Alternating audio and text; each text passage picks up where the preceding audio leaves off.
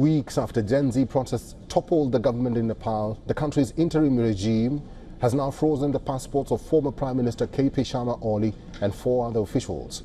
Alongside Oli, the passports of the former Home Minister, Home Secretary and former National Investigation Department Chief have also been seized. The Commission also announced that these individuals must obtain permission to leave Kathmandu as investigations continue on their alleged involvement in the violent suppression of the nationwide Gen Z protests on September 8th and 9th. During the Gen Z protests on September 8th, unprecedented violence raged in Kathmandu. 19 youths were shot point blank with military-grade ammunition in and around the Federal Parliament building. Human rights groups allege police opened fire on advancing crowds under orders from the government, which authorized them to shoot at sight. The National Human Rights Commission has been criticizing his government for failing to anticipate the scale of the demonstrations. Grieving families of the victims and human rights advocates have been demanding not only compensation but also strict legal action against those responsible for the killings during the protests. And for the latest from Kathmandu, our correspondent Saloni Murarka reports.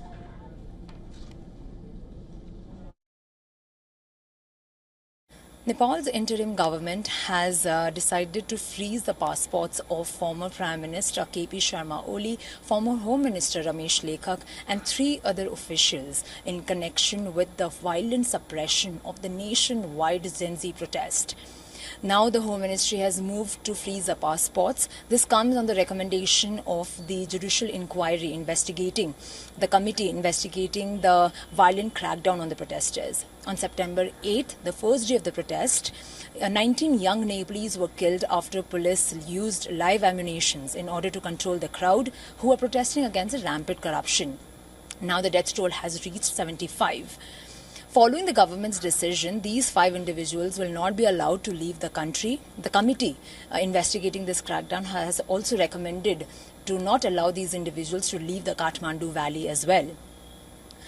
This is one of the most significant steps seen by this interim government in response to the previous administration. Oli's government has been criticized for its handling of the unrest, while many accuse Oli of ordering the violent crackdown on the protesters. Meanwhile, former Prime Minister denies any wrongdoings in the Gen Z protest and instead blames the infiltrators for escalating the violence. Saloni Murarka for WION from Kathmandu, Nepal.